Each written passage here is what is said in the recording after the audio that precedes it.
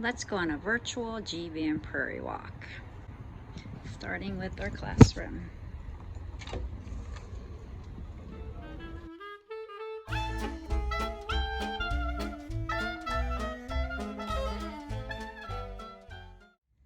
Depending on your walking pace, it will take about 5 to 10 minutes from our classroom to get out to the prairie. So on our walk, let's go back in time to get a better understanding of our prairie.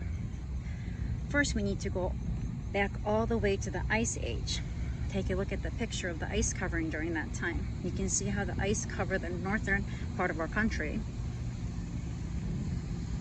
Here's another map showing the state lines. With this map, you can see how the northeastern section of our state was covered in ice.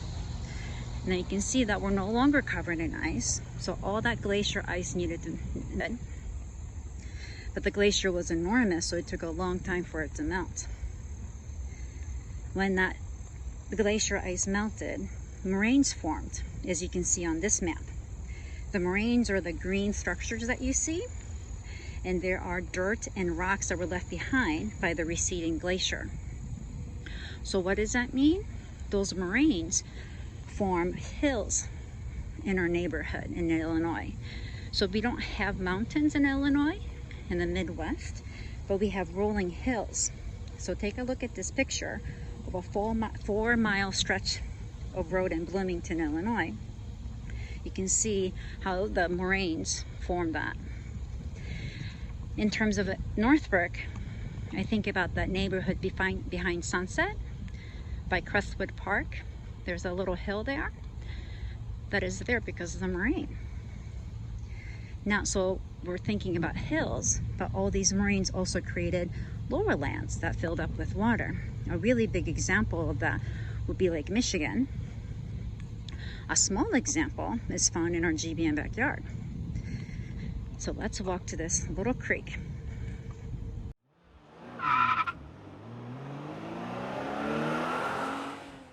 This is a little creek that naturally separates the GBN property from the neighborhood. And this is going to be a really important part of our GBN prairie.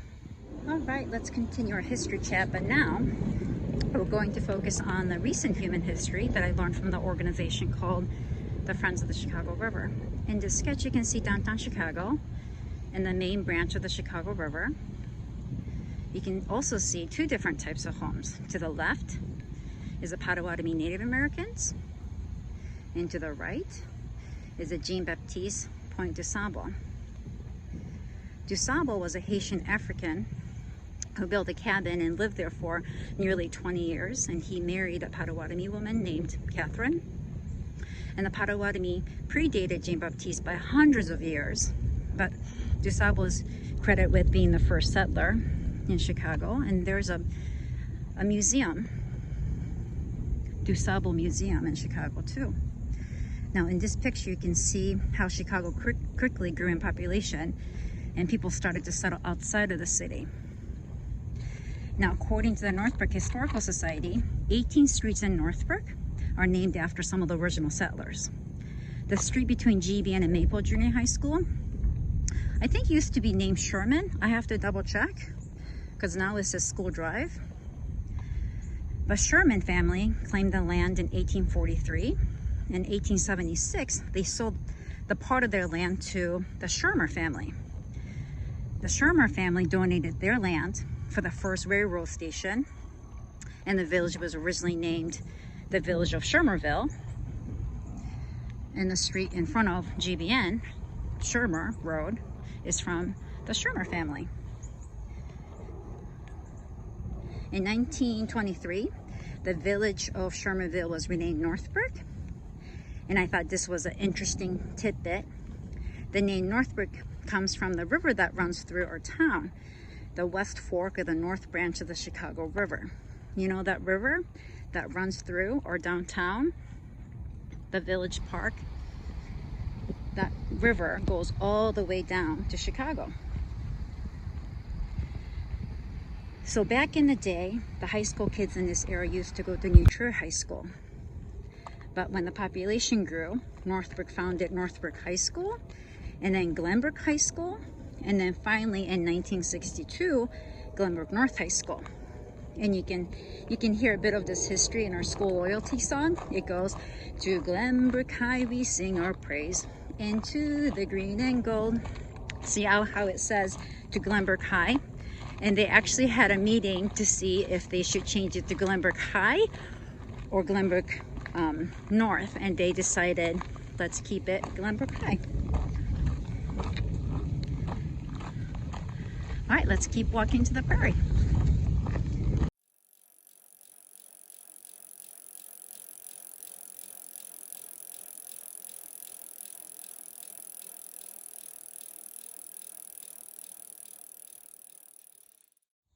Right now, I'm all the way back at the GBN property.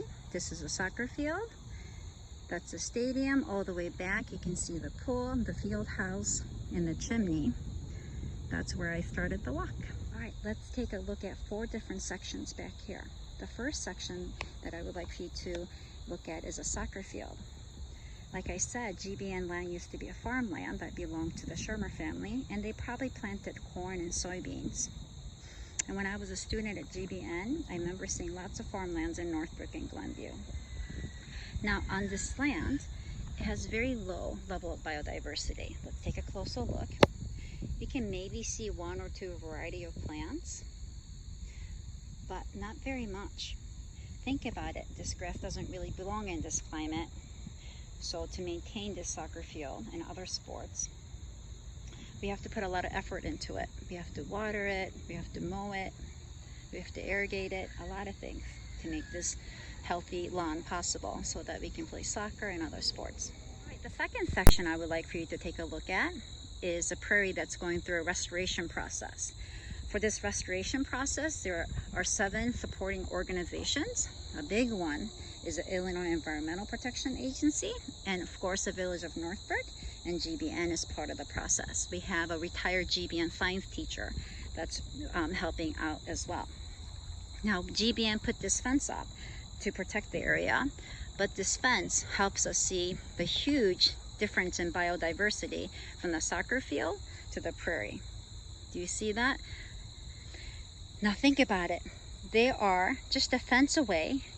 They get the same amount of rain. They get the same amount of sunlight.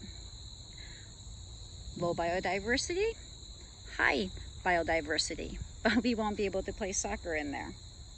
I was told that there are at least 10 different species of grass in our prairie, like switchgrass, Indian grass, northern dropseeds, and big and little bluestem, and that there are over 150 different species of prairie plants that we see throughout the season.